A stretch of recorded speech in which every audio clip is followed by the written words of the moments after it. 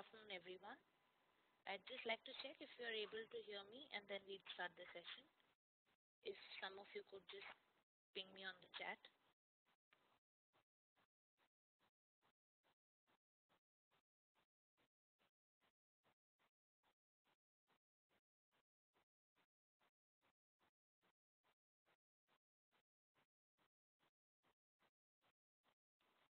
Thank you. Good afternoon, and welcome to this session of CenComm Connect. Our today's session is on leadership communication now. In this webinar, Professor Dev will outline his view of what constitutes the fundamental communication skill set exhibited by leaders and provide insight into and input on how you might step up your communication to higher levels. At the end of the session, you should be able to identify the first steps that you might choose to put into practice and accelerate your journey into the realm of leadership. Professor Dev is Professor of Practice and Chairperson, Center for Management Communication. Center for Management Communication that has brought to you this webinar. He has over 35 years of experience in corporate, entrepreneurial, and academic areas. He is a communication evangelist and leverages his academic and industry experience to deliver practical, result-oriented learning to students of management at the postgraduate level. He has held positions in IDG Media, Compact, SMT Limited, IBM India, Wipro, and many others. In an academic career spanning close to 2 decades, Professor Dev has taught at IIM Bangalore, IIM Kozhikode, Indore, Mandi, and many others. We are very happy that Professor Dev has agreed to do this session for us. Sir, if you'd like to go ahead. Thank you, Anushi. Good afternoon, everybody, ladies and gentlemen. Thank you very much for taking the time and trouble to attend what is the third CenComm Connect webinar. And as Mr. Trivedi mentioned to you, the topic today is leadership communication now. This topic is of particular importance to all of us, and the title suggests and emphasizes on leadership communication now. That's the background with which I actually started to put this together, with the emphasis on the word now. Many people ask themselves the question as to whether leaders are born or made. In my view, the answer is both, however, and in my experience, more leaders are actually made rather than born. Leadership is a skill that can be picked up through learning, through practice, and through hard work. And therefore, I would believe, and I have practiced the art of leadership in that sense, and I believe that all of us can and will be very good leaders.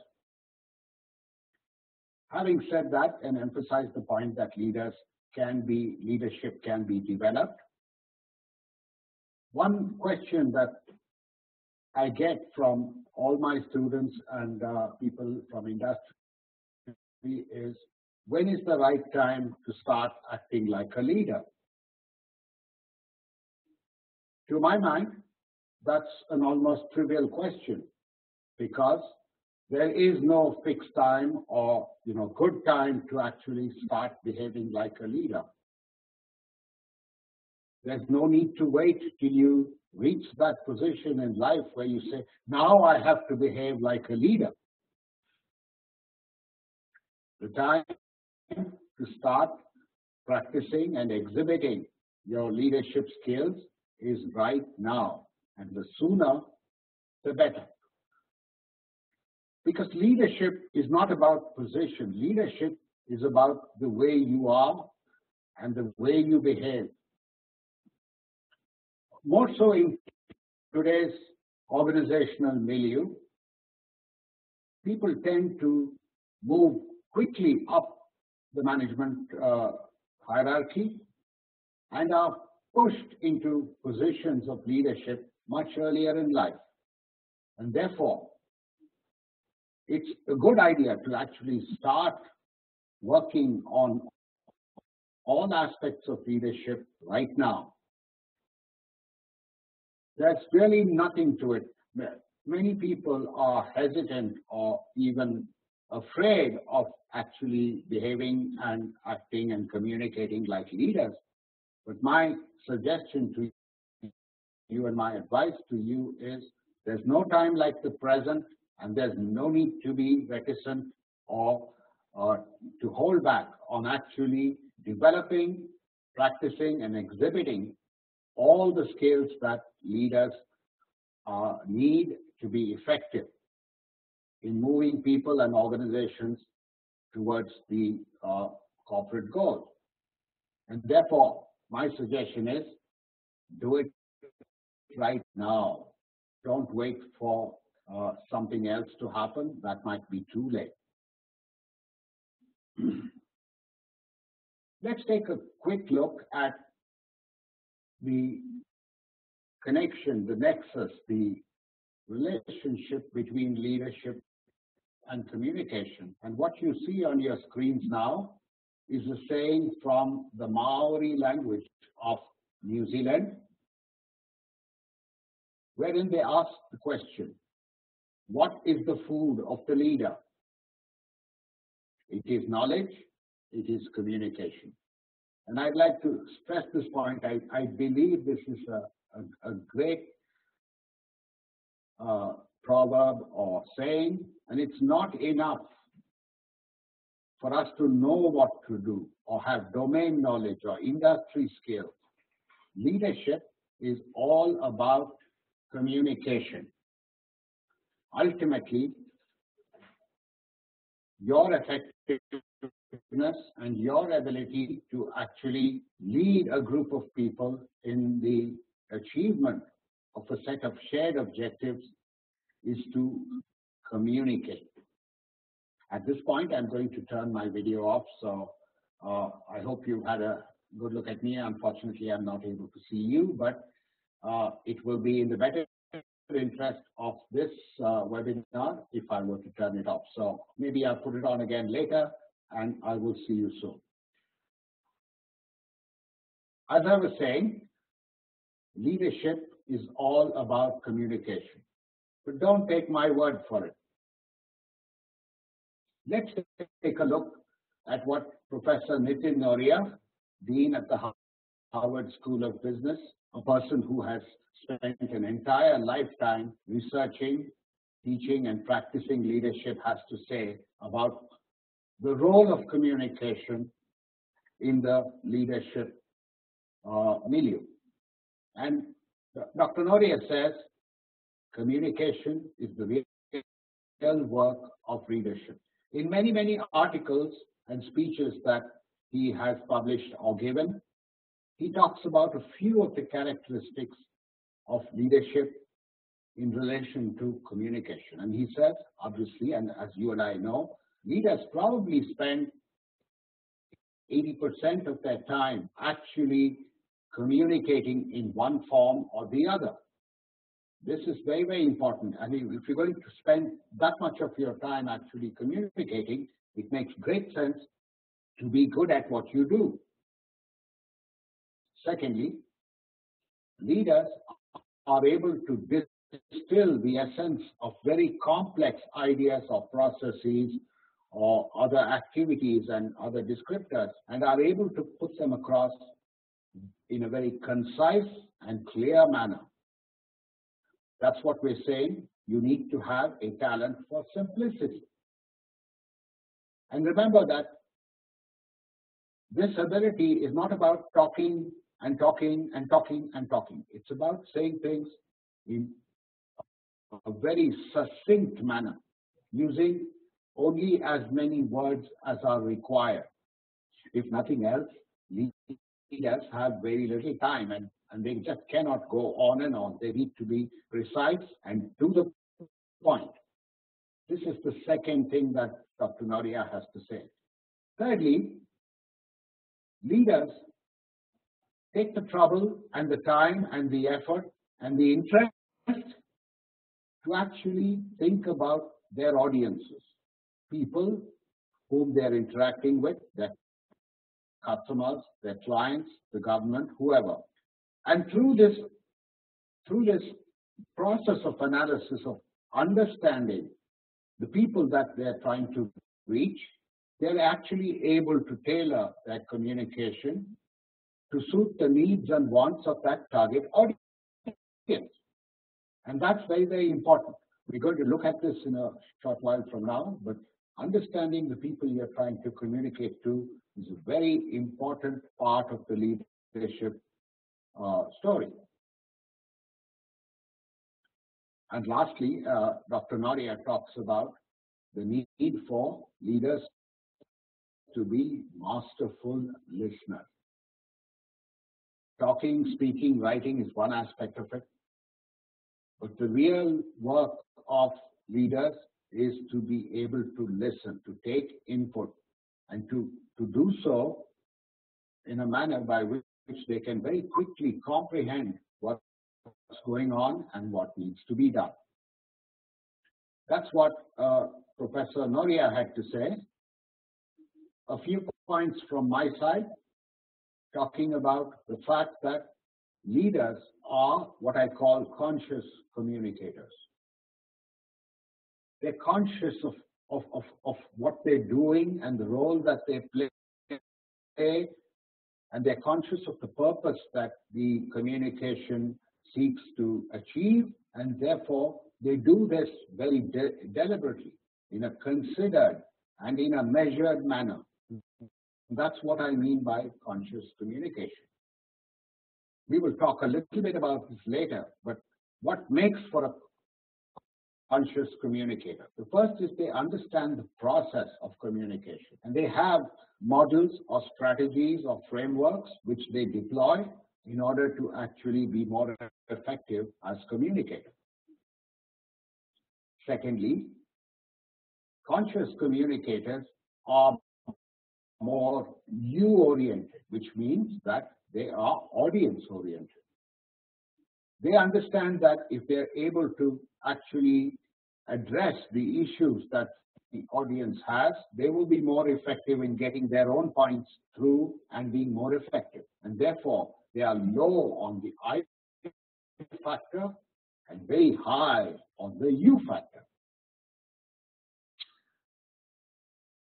Leaders are always conscious of where they are, what they're doing, and what they need to do. They are sensitive to the situations or the occasions in which they are participating.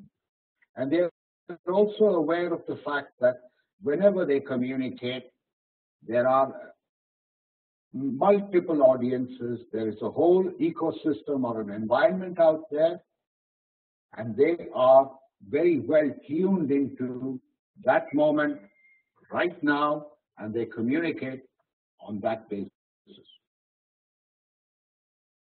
And finally, given that we are today in a digital age and we have a variety of technological vehicles to actually communicate, a leader needs to be aware of these technologies and the media available to actually communicate, and how to use different technologies or different media to actually get their message across in an effective manner, and in a manner in which their audiences can actually assimilate or consume and understand and respond to the messages that they're sending across.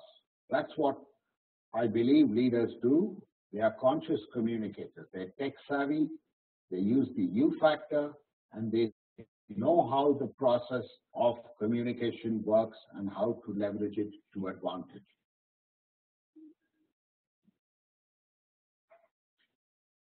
leaders need to have a framework to build their messaging and communication.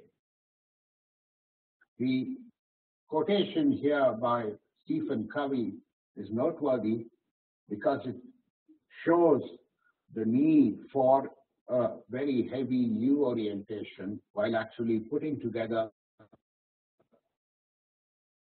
a strategy or a framework and being aware of the theory of communication and the parameters that actually go into making great messaging and great communication. So let's take a look at a model of communication.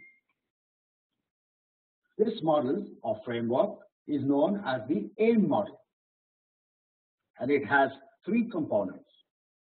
The first is that you need to be aware of the audience that you're talking to. You need to spend time analyzing the audience, understanding their needs, wants, desires, motivators, inhibitors, their hot buttons, what makes them receptive to the ideas that you're putting across to them. And therefore, leaders, and you can too, need to analyze the audience and learn about them, to interact with them, and every time you do, to get more input on how these categories of receivers actually work and what makes them happy and how you need to get across to them. The second component of the IIM model is intent or purpose. This is very important, and purpose has to be looked at from two perspectives. One is, what is the purpose that you have? What is it that you want this audience to do for you or for themselves or for their companies or for their families? But having said that, you also need to look at it from the purpose that the audience might have, the intent. What is it that they would want to get out of this entire idea or concept or message or set of messages that you're putting across? And good leaders will actually try and solve that first. What's good for my audience and what are they seeking? What are their wins? And then how can I actually create messaging which helps not only to fulfill their purpose, but also mine or my organization. And therefore, the second component is intent. Having looked at both the audience as well as intent, the third component is that of messaging. This is very important.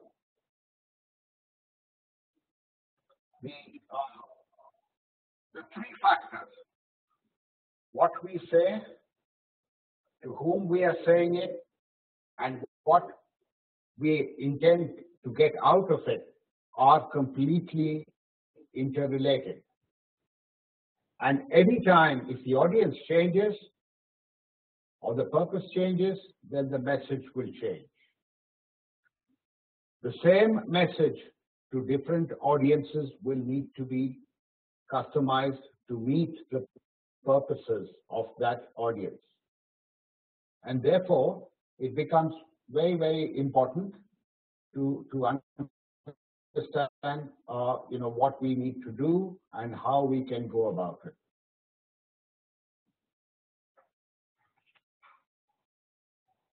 Yes, I'm just taking a minute here to reinstall the slides, which seem to have gone off the system. It's just loading up now. My apologies for that. They're just coming right up. As I was saying, we are looking at the IIM model. And the IIM model consists of three components: the audience, the intent, and the message.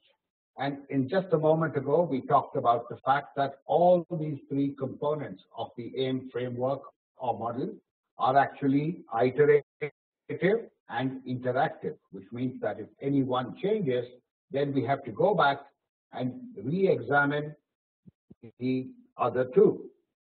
And therefore, messages is part of the content. What are we going to say? And as I said, it will be different for every audience and for different purposes. One of the things that leaders do very well, because they understand the fact that human communication is imperfect and that there are barriers or impediments to communication, is to try and minimize the impact of these inhibitors or barriers to communication while putting the message together. Having a good, strong grasp on the needs and wants of the audience and the purpose that they wish to fulfill, they are able to craft messages that are designed to be very effective in overcoming the barriers that the audience may have with respect to actually receiving, understanding, and accepting the communication that actually happens.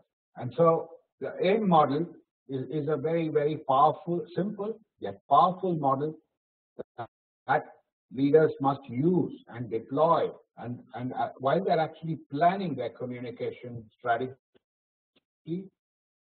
and then roll it out in as effective a manner as possible. During the next few minutes, we're actually going to look at some aspects of this. One of the people whom I admire and respect is Steve Jobs. He had a tremendous knack for being able to be audience-oriented. He had a very good grasp on what his audience was, the kind of people they were, and their desires, needs, and motivation. And then he was able to actually craft messages that was actually a win-win for both himself, Apple, as well as the audience. And that's why I show you this picture of Steve Jobs. This is a grab from one of his conferences. And as you know, he was considered to be one of the best communicators in corporate world in the recent past.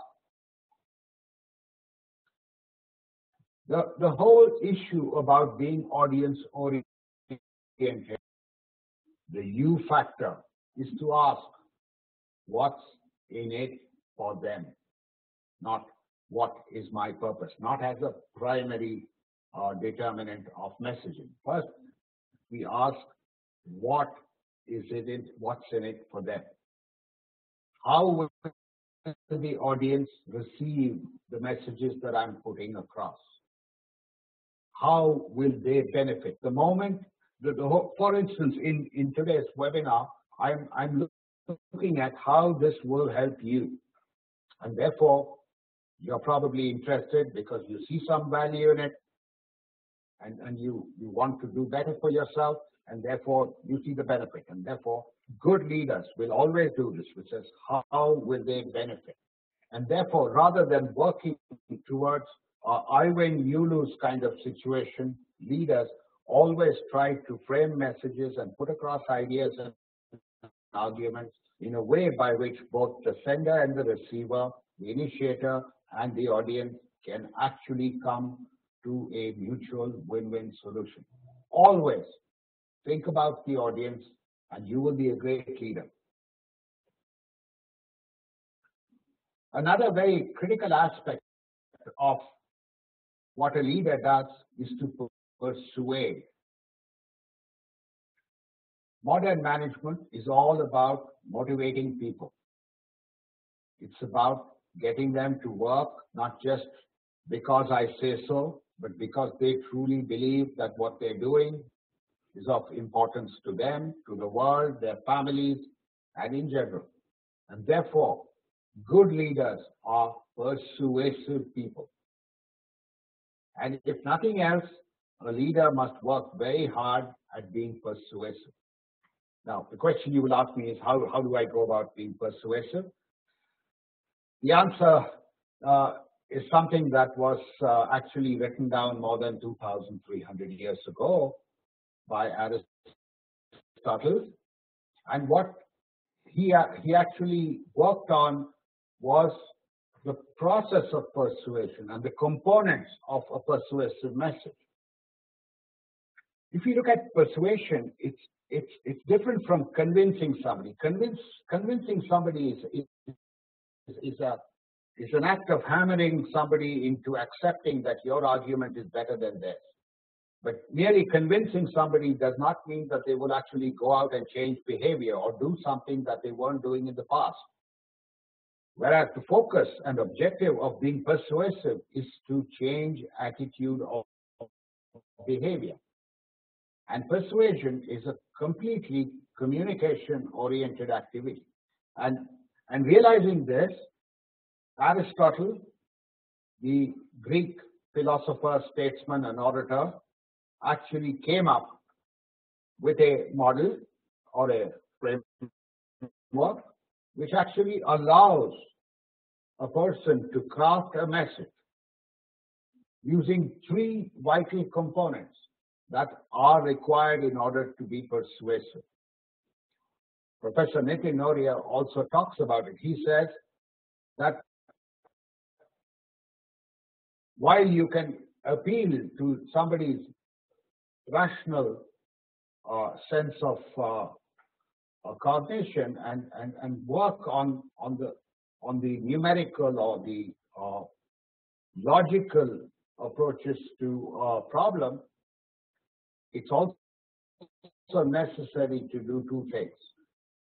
Mere logos or logic and reasoning are not enough. There has to be an emotional connect with the audience, which means that you have to understand those audiences, you have to know what makes them tick, and you actually have to be able to push the button that actually brings their emotion up, and so that they look at the messaging and that you are giving them in a more comprehensive and in a more open-minded form.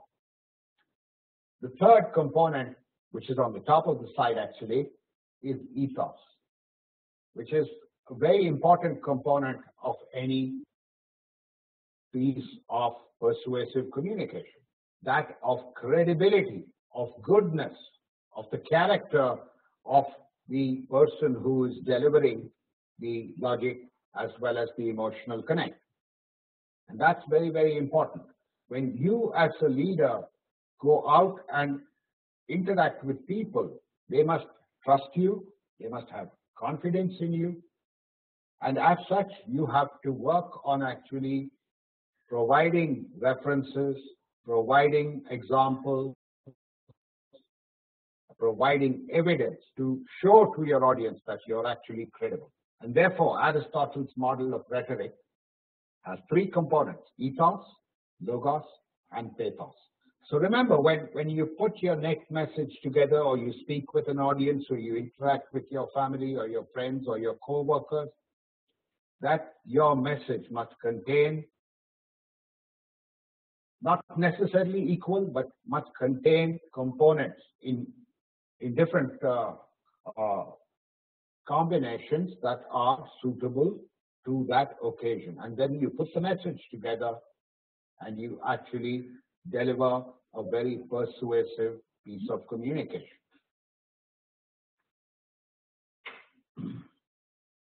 Having talked about that last very important aspect of persuasiveness that leaders exhibit, the other thing that all great leaders do is that they listen very well.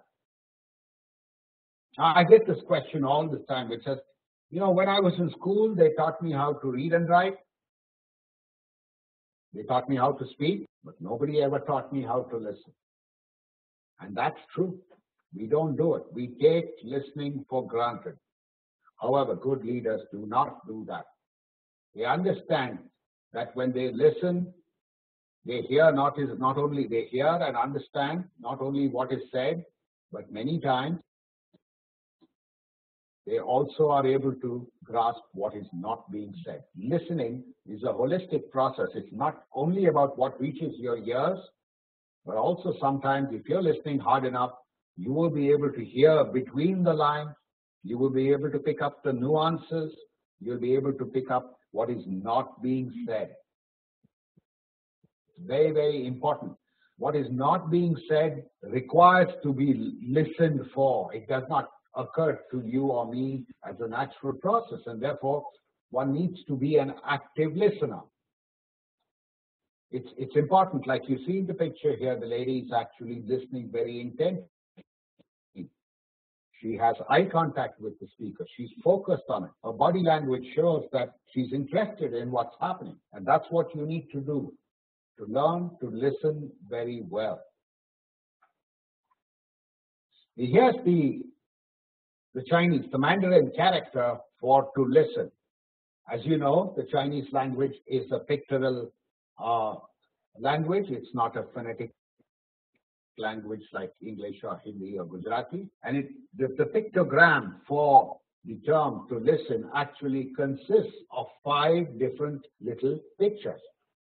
The first, of course, starting from the top left, are your ears. You need your ears to listen.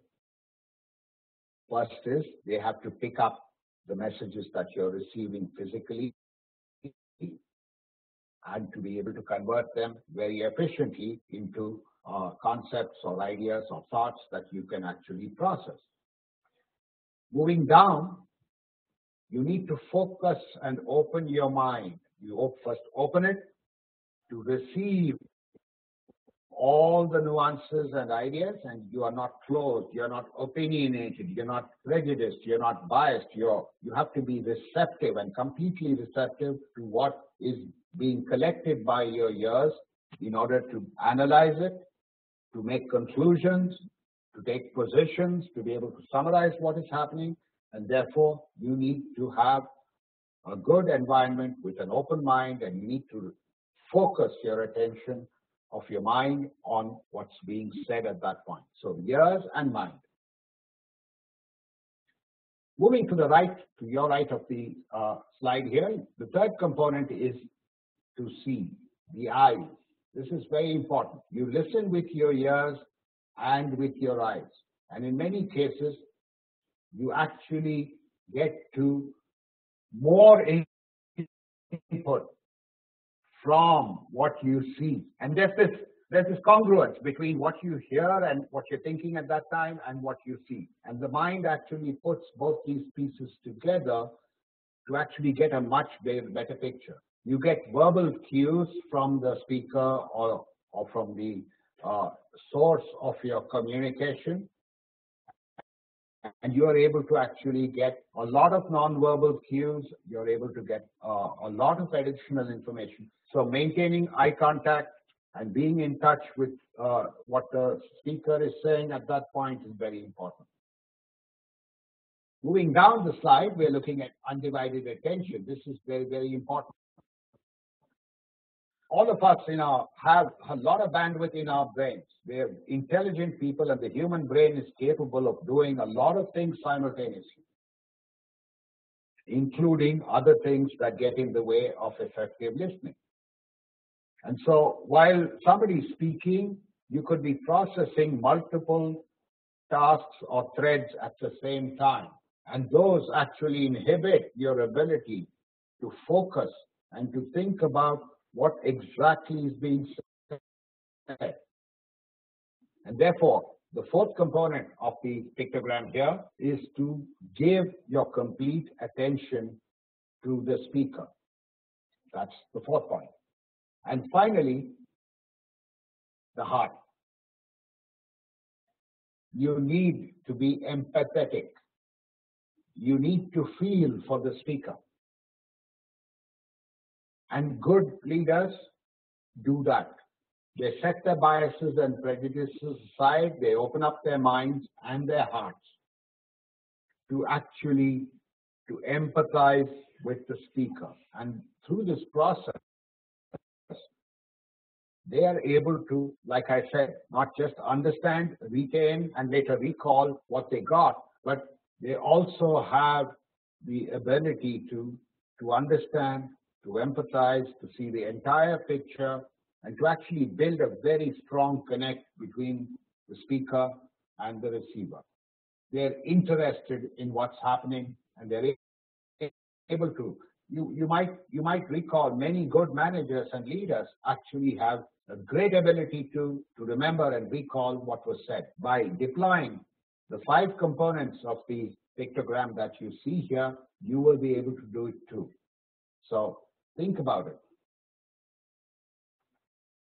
Having said that, and as a corollary to listening, you need to understand a couple of things which I believe actually make for great leadership. It's based on the fact that you cannot both listen and speak at the same time. And most of us, especially Indian, we typically tend to do a couple of things. We use a lot of our brain width or bandwidth to actually evaluate the speaker, or to start preparing a piece of communication that is a reaction to what the other person is saying. We love to complete sentences for other people. We jump to conclusions right off the cliff of misunderstanding. And therefore, given that you cannot listen and speak simultaneously, that's very difficult. Something will have to become ineffective, or something will have to be compromised if you want to do both. You need to actually listen with undivided interest, as we saw in the last pictogram. And therefore, leaders never react.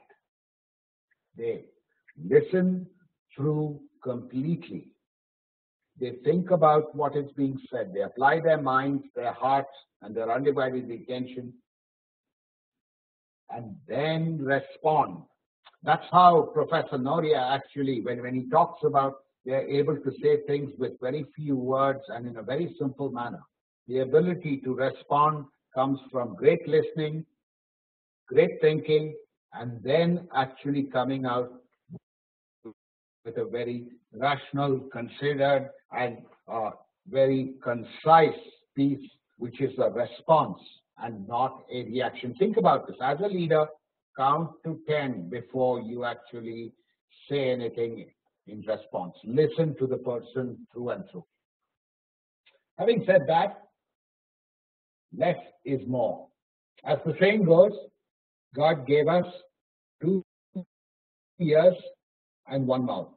That sounds a little trivial, but I think I can take the liberty of saying, therefore, listen more and say less. And the less that less is, the better.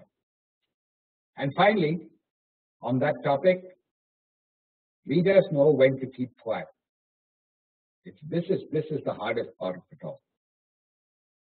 Sometimes the power of silence says a lot more than a million words. So practice the art of listening, the art of saying less, and knowing when to keep your mouth shut. It's discretion is the better part of valor.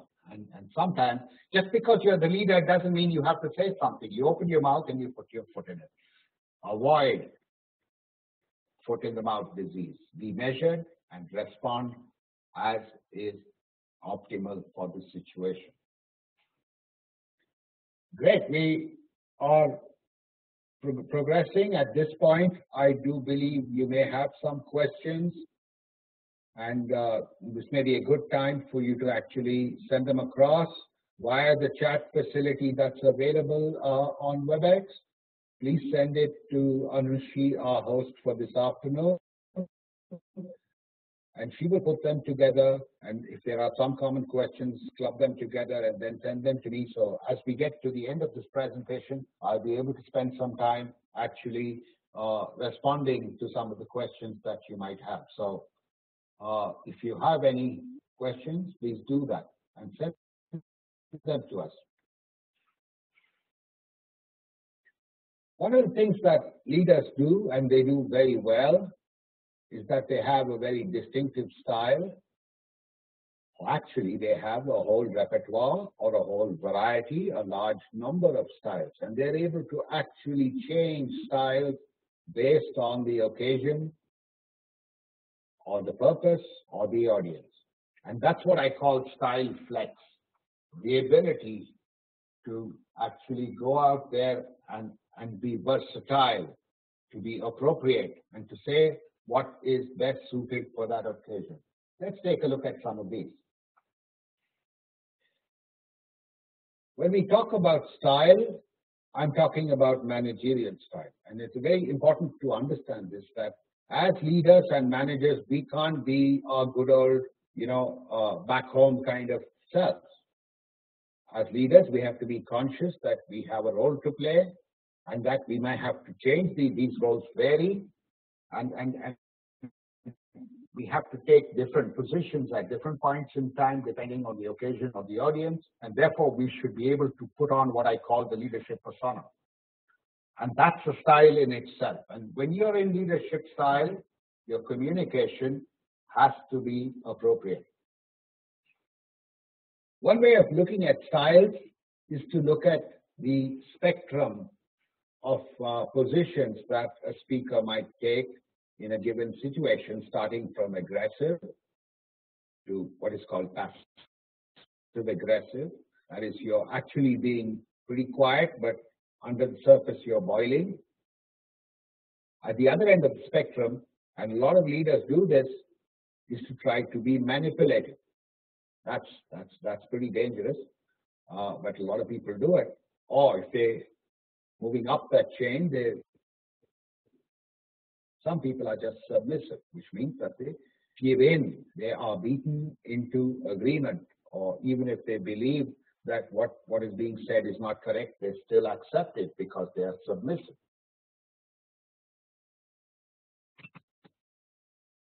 Which one do you think works best from a leadership point of view? Being aggressive or manipulative or submissive? What I've found about leaders, and which is a very stable state and something that is sustainable, is to take an assertive position. The question then arises, what is assertive? Assertive is about being fair without giving in. Giving in is different from giving up. Giving in means abject surrender. You don't give in. You don't get beaten into submission. You don't get overawed by aggressive behavior. You stand your ground. Very, very important to understand this. That's what assertiveness is all about. And leaders are assertive, which means they let people say what they want to say, but they then make their point. And they stand on that point, and they have good argument for it. They have credibility. They use logos. They use ethos and pathos to actually put across their point of view in a fair and balanced manner without actually giving ground. It's very important. You can't keep being submissive and be a good leader. And this assertiveness comes through a good understanding of the situation, the audience, and yourself, of listening well, and by using your body to advantage. Assertiveness is a very important part of body language. The ability to question is also being assertive. When you question, not only do you seek additional information, but you're also making the point which says, hey, I'm not going to take this lying down. I have some questions, and unless you give me responses to them, I'm not going to move. And finally, you still need to be diplomatic and sensitive if you wish not to become aggressive or manipulative or, passive aggressive. So leaders are assertive communicators. Let's move to the concept of flex, the ability to take different positions at different times. And leaders need to be able to switch between language from the center to language from the edge. And they need to be able to do this very, very diplomatically and sensitively. Especially in India, there seems to be this feeling that leaders have to do all the talking, and that's not necessarily true. Good leaders, as I said, listen more and speak less. When we look at what is called communication from the center, it looks like this. This is where you, the star or the leader, are in the center, figuratively speaking, of the organization, and you're actually moving the organization in a way you want. There are times when you need to operate as a person who is the boss. You have to practice the affect of control, that is the behavior of control. There are times when this is required, and you need to talk about things that are important. The tone and style that you use will be very, very directive in that sense, that saying, do this, let's get this done. At the same time, you do need to maintain brevity and when required, silence. And this is not about you as an individual. Your confidence and your control comes from an organizational perspective. And the example I love to talk about is the umpire in a tennis match. Wimbledon is on, and you may be looking at line umpires there, or people in the World Cup at this point in time. They have a very simple job. It doesn't matter whether it's Messi or whether it's Serena Williams or whether it's somebody else playing. Their job is in or out. Very simple. They are, if you could manipulate or beat into submission a linesperson, then there would be no match at all. So think about language from the center as the practicing of the behavior of directive control. However, there are times when language from the center doesn't work as well, especially in collaborative work, in brainstorming, in planning, in motivating, in giving feedback, in getting peer reviews done. All these require the leader in the orange star to actually move away from the center of control and command to the figurative periphery and let the others in the group take up leadership, come together, work as teams, collaborate, provide ideas, and that's what I call communication from the edge. Very clearly, the leader now moves to the side and allows others to lead. He encourages discussion. He allows ideas. He's supportive. She is able to actually get people to work with confidence, and she's able to ask questions and encourage thought.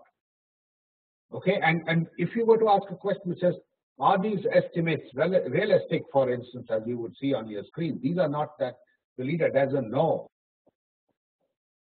You definitely know what needs to be done, but this is what we call a rhetorical question. These are questions which encourage debate. They are questions that allow people to open up and feel comfortable about voicing their opinions and their ideas, thereby leading for true collaboration. So to quickly summarize that last piece, leaders should be able to flex between directive communication and collaborative communication.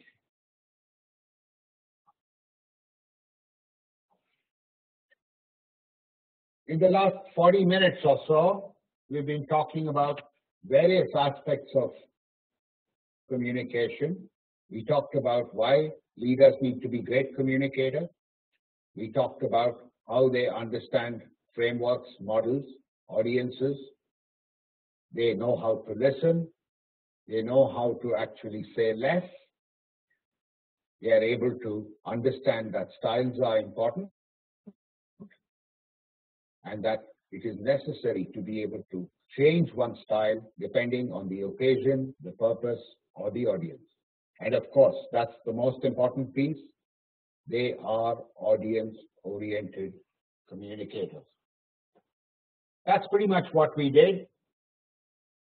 I hope that was useful. I'd like to end by leaving you with a message which says, you can be a leader right now, and this is the way you'd actually go about it. There are 3 steps. The first is to pick role models, adopt their best practices, imitate what they're doing. Okay, so if you want to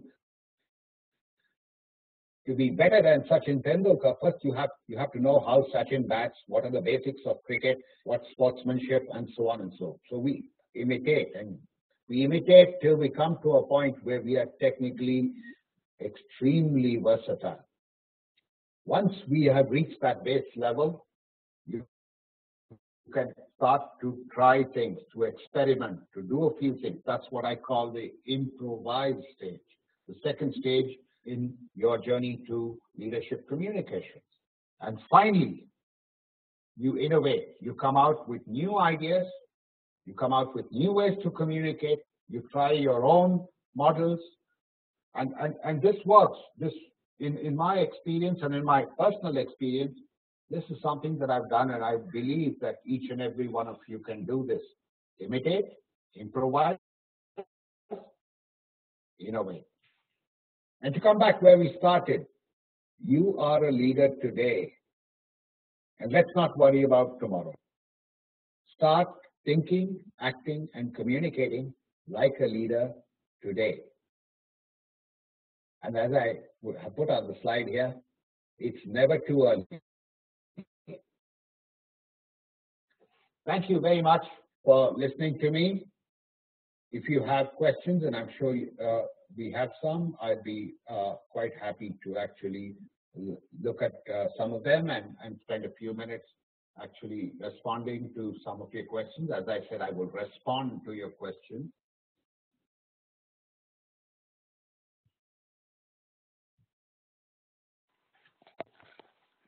I see a question here on the chat which says, which is a better leadership style in today's scenario? Transformation or leader-member exchange?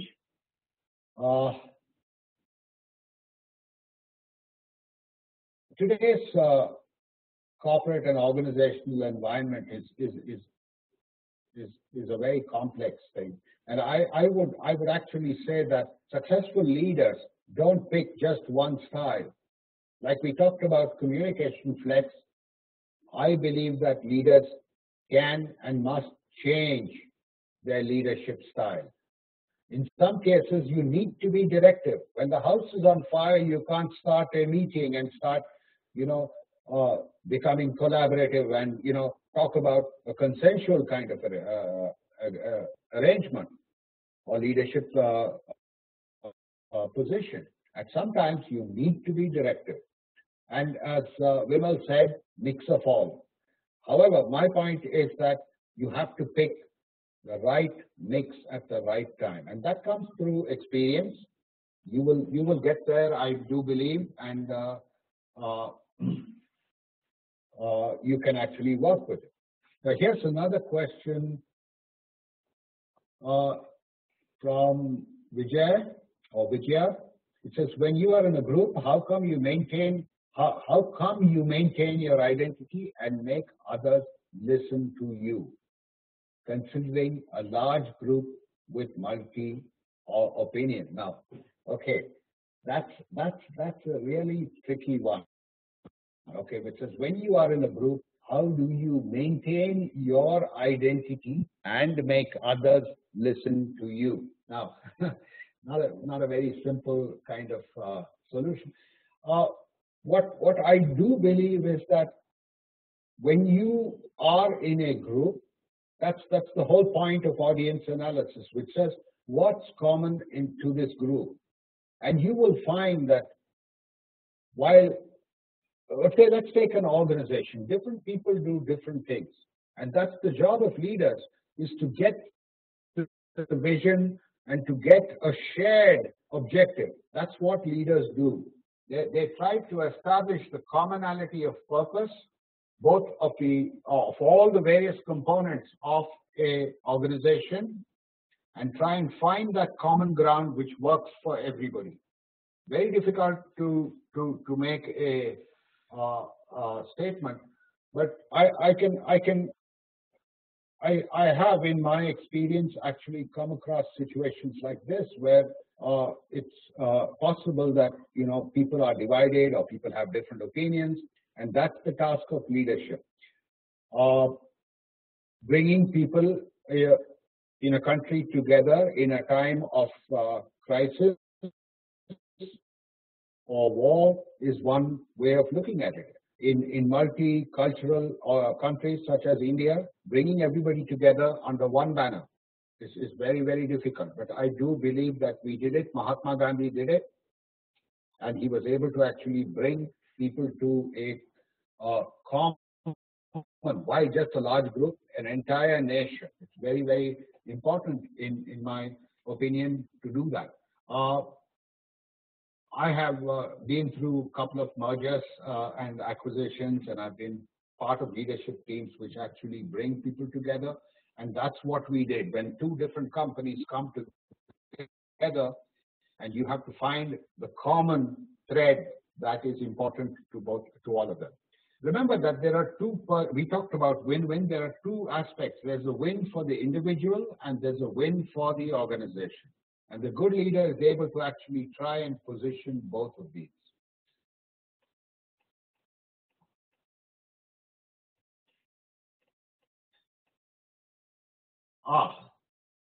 I really appreciate this in response to the question which says, what kind of position should we take? Vimal said mix of all. Mohan said assertive. That's absolutely right. There's a question which says, what's the best leadership model? There is no one leadership model. You have to develop your own style.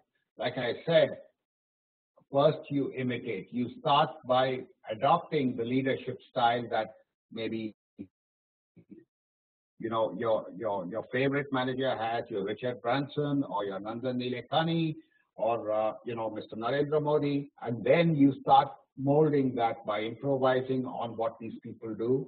The practices are pretty standard and actually can be adopted. It takes time, and you have that on your side at the moment, and so you can actually work on finding that style which is uniquely yours. Don't get stuck on other people's style. Imitate, improvise, and then innovate by developing your own style. That's what I would say. It's difficult to get into anything more concrete than that at this point, but think about it. What's my style? What's my value system? What can I borrow from what other people do in order to actually put together a model that is uniquely mine? There's another question here which says, can you elaborate on persuasive leadership? Yes. When I started working and came into industry, we used to have a theory X style of leadership. Which means control and command, which meant that ideas went top down, you followed instructions, you were really not given too much leeway as a manager to do what you wanted to do, and it was very army style. That's the theory X. Nowadays, it doesn't work that way. You can't tell people what to do.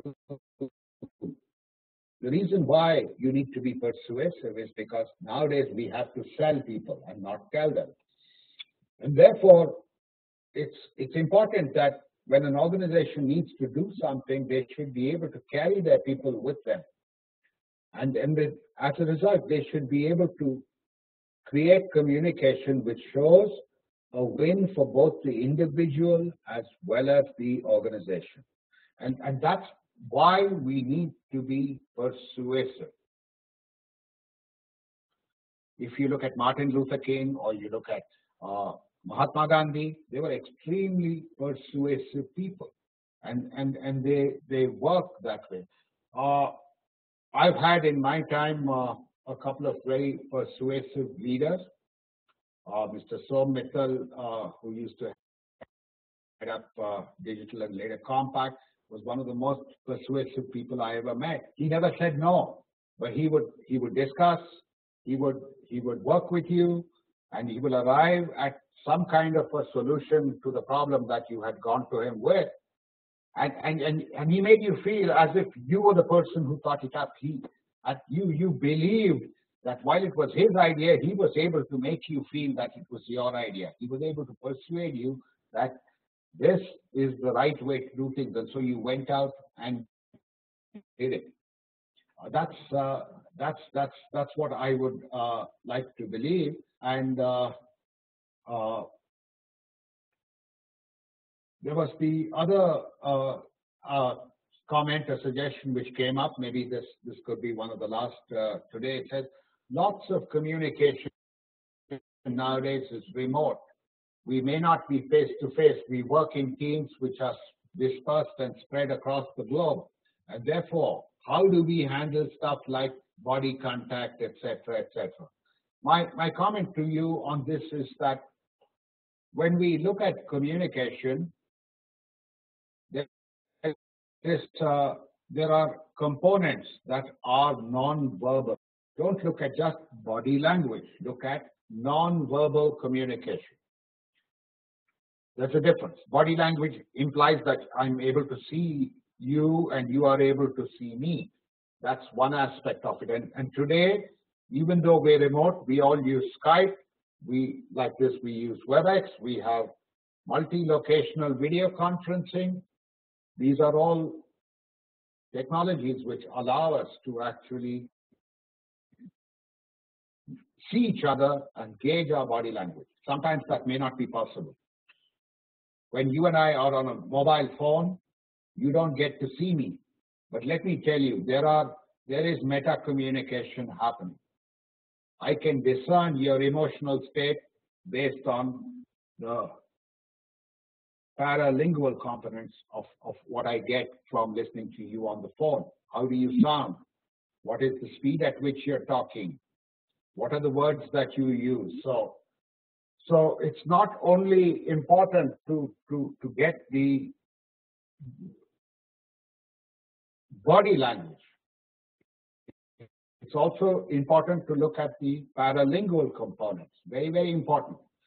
Or if you were to receive an email, and you can look at that email and get information beyond the text of that email by just looking at how it's formatted, or how well it's written, or the language that's being used, or the kind of tonality that's embedded in that message. And so, more so than ever before, managers need to be able to look just beyond the obvious. They need to look beyond. They need to look way beyond that, and to actually take a look at it. So you need to be sensitive. You need to know a little bit about what's who the sender of that message is. It's a challenge.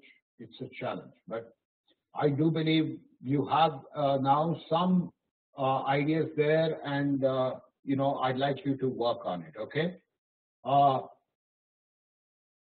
Here's another last question on listening. How do you work on it effectively and handle it between management on the team? The thing about listening is to first become aware and conscious of the fact that you need to listen. In my experience, that's been 50% of the problem. First, open up your mind and say, I need to be a better listener. That's the first piece. The second is remember the pictogram and focus your undivided attention and all of your mind on listening. It's very, very important for you to do that. Once you do that, you will find that you're able to actually better analyze what's being said. You're able to read the implications between the lines. You're able to store a summary of that idea and to retain it very effectively for later use. So that's one part. Become conscious, start practicing, focus your mind. Now, when you're talking about listening as an organizational process, I think that it's very, very important to encourage other people to listen. Say less. That's the first part. Be precise, concise, and to the point. Avoid making off-the-cuff statements. Never react. This is something that I found that happens. A considered response goes down well with your team and actually gets them to be better communicators, and that's how we do it. Management doesn't have time. Be brief. They're good listeners, but you've got to get to the point. You've got to hit the hot buttons. You've got to be able to tell them what they want to listen to. That's very important. It's not about my KRAs, my fears and wants, and so forth. The way to work with senior management is to figure out what their concerns and their fears and their win points are and get it done. So this works for seniors. These work for people who report to you. So encourage people to speak and listen to them carefully, and they will come back to you with better results. Okay, question here which says, could I recommend a book for better leadership skills like the ideas that I actually shared today? That's a tough one to do off the cuff. Of course, Professor Noria has written a couple of books on organizational leadership, and you could pretty much pick it up. But what I will do is, as a follow-through to this webinar today, Anushi or I will send you a follow-up message, and I will put down some resources that you can refer to. There are a couple of books, but I would hesitate to put them across, off the top of my head. I will send you a couple of titles that you can actually look up online or get an ebook copy or pick it up from your library. I hope that helps. Lovely. I think I've taken much more of my time than you might have bargained for. We are 10 minutes over 4 o'clock today, and I hope to take not more than 1 hour of your time. I'm sure you have lots of things to do. I really thank you for your patience and for taking the trouble and time to join us in this third CenComm Connect webinar. Have a great weekend. It's Friday, and I'm sure you're looking forward to going out and chilling. So thank you very much, and goodbye.